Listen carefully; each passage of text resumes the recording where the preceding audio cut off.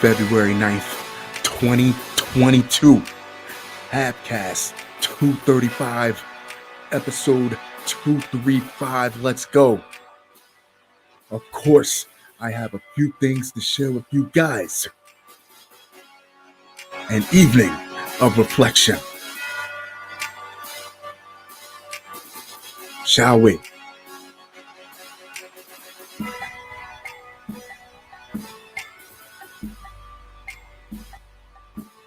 Two facing traffic charges after drugs found in diaper bag. If we are too caught up in the now to consider the long-term effects of exposing our children to this type of high-risk lifestyle, then can we at least for a second consider the immediate dangers that we place our children in when we make these type of decisions to ride around in the car with guns and drugs? A traffic stop ended with two arrests after drugs and a loaded gun were found in a car with children inside. Okaloosa County Sheriff's deputies said they pulled over a car Sunday on Gibson Road near Fort Walton Beach for illegal window tint. Deputies say they found oxycodone and some methamphetamine in a child's diaper bag, as well as a loaded gun with an extended magazine holding 27 bullets. I need people to stop believing that the cops won't search your baby's belongings. They will tear your whole car apart. If they think that they'll find drugs or guns, they will not stop at the diaper bag or anything else that belongs to the child. Deputies charged Trayvon Hutchins, 22, with trafficking and oxycodone, 2 counts of possession of a controlled substance, and driving with a suspended license. Glenexia Larkins, 23, was charged with trafficking and oxycodone, possession of a controlled substance, and carrying a concealed firearm. Deputies say the 9mm handgun was in a Crown Royal bag. Yeah, because a bag that's used to hold alcohol in the front seat of a vehicle isn't really worth taking a second look at. She claimed she didn't know how the extended magazine got placed in the gun or how a round was in the chamber. 3 children under the age of 6 were reportedly inside the vehicle at the time of the arrest. While the Biden admin is handing out free crack pipes. Old Grandpa Biden was around long enough to remember that crack had this country in a stronghold not too long ago.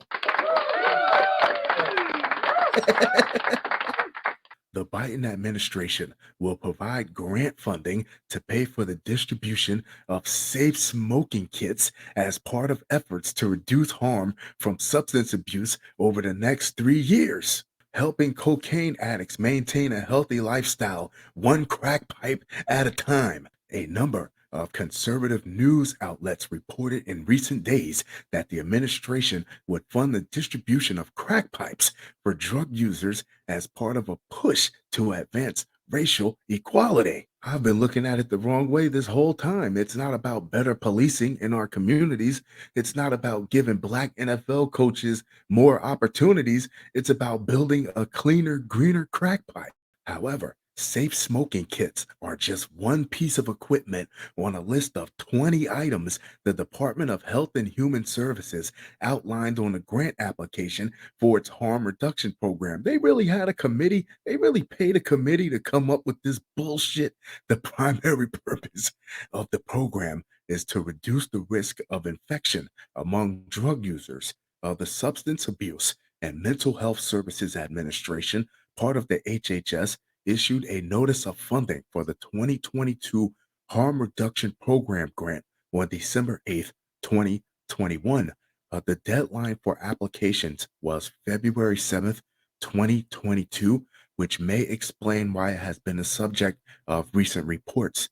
The 75-page application, which is still available to read online, explains that eligible applicants for the grant include state, local, and tribal governments, as well as tribal organizations and community based organizations, among others. The purpose of the program is to support community based overdose prevention programs, syringe services programs, and other harm reduction services, the document said. Does it say anything about helping people get off of drugs, though?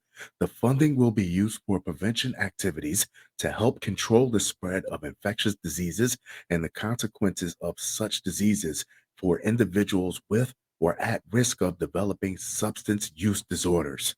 The priority populations for this program are underserved communities that are greatly impacted by substance use disorders, SUD.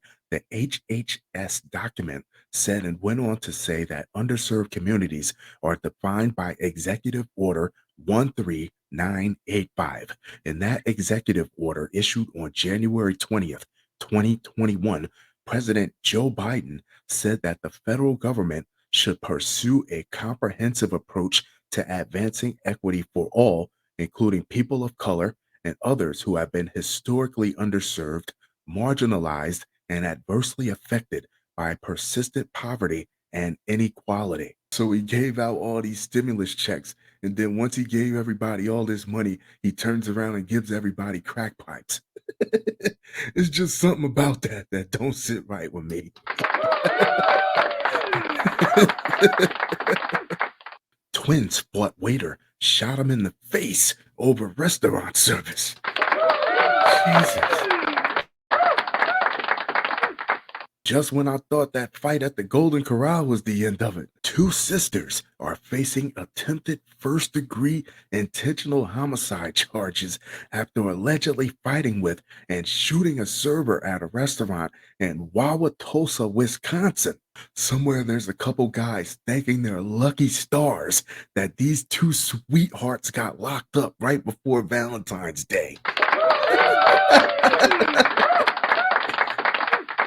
The sisters identified in a criminal complaint prepared by Wisconsin Assistant Attorney General Jacob Core as twins Brianta and Brianna Johnson, no relation, were among four women arrested by Wauwatosa police last week in connection with the incident. Shortly after midnight on January 30th, police said they responded to a shooting at a George Webb restaurant where officers determined that an argument over food service between an employee and a group of customers led to a physical altercation, which ended with the female subject firing one shot, striking the employee in the face. Before the shooting occurred, the Johnson twins and two other unnamed individuals, keep my name out of that shit, were being impatient and rude while sitting in a corner booth inside the restaurant, per the complaint. Another person employed at the restaurant told police the group started arguing with the employees because their food was not getting served fast enough. The employees asked the group to leave the restaurant, after which Brianna Johnson allegedly went outside and brought back a handgun. She later handed the gun to Brianna Johnson, who is accused of trying to pistol whip the server as her sister fights with him.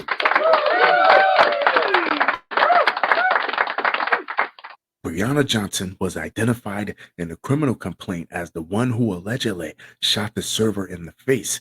Brianna Johnson identified herself as the person who went outside to retrieve the weapon while speaking with authorities and said she did not remember who or how the gun was taken from her during the altercation, stating she blacked out at that point during the fight, according to the criminal complaint. Prosecution knocks it out of the park by just bringing up the fact that she actually left, went to go get the gun, and then came back. There's no defense for that. Feds sentence man who got drugs in mail to 5 years in prison. I could never be the type of stay at home drug dealer that just looks at my phone and sees that Amazon took a picture of my cocaine and left it outside my doorstep. No way. Frankie Del Toro, 35, received a sentence in the U.S. Northern District Court of Ohio from U.S. Judge Christopher A. Boyko on a charge of attempted possession with to deliver cocaine. Anything attempted means you failed. An affidavit in the case said drug enforcement agents and postal inspectors were watching a Rimmer Boulevard home in Farrell, PA on February 5th, 2021 for a suspicious package to be delivered. So not only are you an idiot for waiting for drugs in the mail, you are an even bigger idiot for giving them your home address. The package was detected before it was delivered by a trained narcotics dog, and when it was opened, it had a white powder inside that resembled cocaine. After the package was delivered, a person at the home took the package to a home in Youngstown, the affidavit said. The vehicle that left the house in Farrell was in a driveway along with another vehicle, and when agents who were watching the home discovered both vehicles were gone, they found the second vehicle, which was driven by Del Toro. City police tried to pull over the vehicle Del Toro was driving for a traffic violation, but Del Toro refused to stop.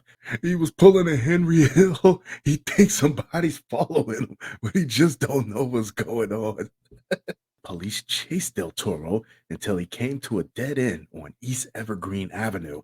He stopped and ran out of the vehicle carrying the package. That was being watched. Del Toro was caught after he fell down a ravine.